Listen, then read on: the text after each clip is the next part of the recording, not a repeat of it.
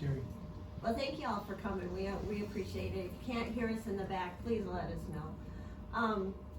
Brandon joined the military when he was 17. He went in to become a Navy SEAL. Unfortunately, he broke his leg. The instructor rang the famous bell that they ring when they are done. When that happens, he has to re-rate, meaning he has to find another job. So they go through this short little process. They, at the time, it's really at the needs of the Navy. Whatever they need, they'll spit jobs out for these kids who didn't make it through. Most people get the lowest job, meaning they don't go to school, they chip paint basically in the Navy. So he was fortunate that aviation electrician was on his list of jobs, so he got to go to school. So he went to Pensacola. I'm trying to hurry up here. He went to Pensacola, graduated, then he went to what they call C School, which is a specialty school so that he can learn the electronics that he's going to be working on in his command, which happened to be helicopters. So he went there, graduated, went to Norfolk, Virginia, stationed at Helicopter Sea Combat Squadron 28. The very first day he arrived, they called him a bud stud, meaning he dropped out of buds, basic underwater demolition seal. So that's what we found out that's what they call these kids. From there, he was bullied incessantly. He was sexually assaulted. We found out after his death that he was sexually assaulted. He was, they did all sorts of things to Brandon. They literally broke him. Why he had a target on his back, we don't know. The only thing that we can think of is the people in his command thought he was better than them because he went out for the SEALs. But he never worked a day in his rating. They put him in the Gidunk, which is a candy store. He was in charge of the candy store for 2 years. He worked on the flight line, that's where they bring in and launch helicopters, so he was there too. But he never picked up anything to do with his job. And that bothered Brandon because obviously we, the taxpayers, pay lots of money to send these service members to school. He went to school, for a total probably of 6 months, and never working a day in his rating. That was tough for Brandon. He was always a go-getter. Don't get me wrong, when he was assigned, like doing the toilets, he did them flawlessly. He pretty much spit shined them. And when he was done with his work, he would go help others. That's just the kind of the man he was. And then when he was done helping with them, he would go to his leading petty officer and ask, what else can I do? And his leading petty officer would say, why don't you go make yourself useful somewhere else? So obviously, in our opinion, they didn't really want him there. And it got so bad that he decided to take his life. And he did not tell us. We knew he was struggling, but we didn't know how bad it was until after he died. And the worst thing that a parent with a service member that can happen to them is 2 full dress uniform chiefs come to their door to tell you that you're sorry. that your son or daughter is now deceased. That lives with us and will live with us till the day we die. We wish he would have told us, but a lot of these kids, they don't. And that is what we are finding out. I have parents call me almost every day asking, how can I help my son or daughter? They are going down the path that Brandon went through. And that's what we do now. We both help anybody and everybody who calls. It's day or night, 24/7. I just had one yesterday morning contact me. All we want to do is to save our service members' lives. That's why we came up with the Brandon Act. Good job, Terry. So that put us on a journey, and we had read Brandon's letter. I encourage you, if you choose to read it. I will caution you, the saddest letter you ever read, trust me. Hands down, everyone agrees with us too, if they have any doubts. But we knew him very well, and we got interpretations out of that letter. Basically, he wanted us to save lives. That's his legacy. We felt this is to save lives. So, as devastated as we were, we took that and we figured, we could do a positive thing. Yes, we wish somebody would have done this 20 years ago instead of us.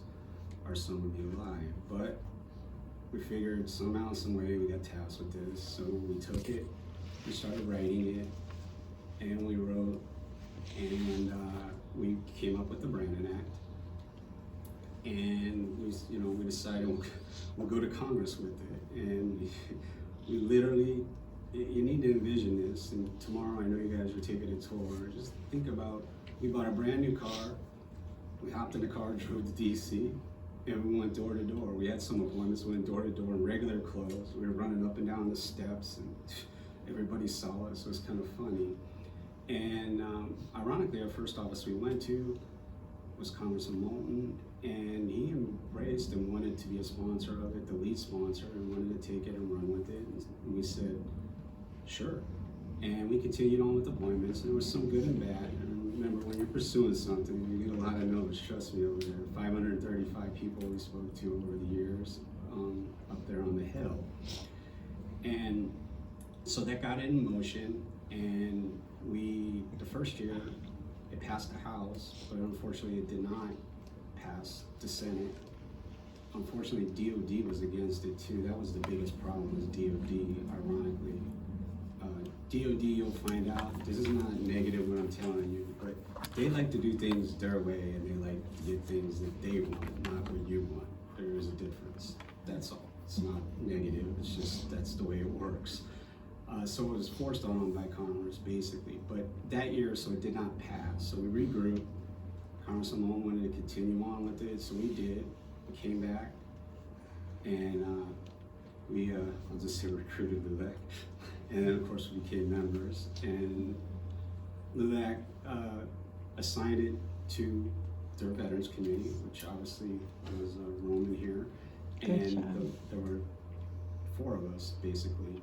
And we also put together, they were working on, as he told you, Vanessa Guillen, they were working on deported vets, and they were working on the burn pit. And so the lead on all this came up with, let's do all 4, come up with a slogan. It was called SOS, Save Our Service Members and stuff. And we did. And we all worked on it together. We obviously were big on Brandon Act, meaning that was ours to work on. We worked on the others too, but the others were working on that heavily compared to us, but we brought it up every time we spoke. We had to speak by Zoom because COVID happened, unfortunately. And we pushed, and ironically, technically, we were 4 for 4 passed, because the deported veterans, the president gave, or he said he was gonna fix it. We had to pursue that, but the other 3 passed. And that did technically too, so we're 4 for 4. And so we, at LULAC here, I commend you, look at that, 4. Good job. And that was awesome. The Brandon Act, the history, as in how it works, it's simple.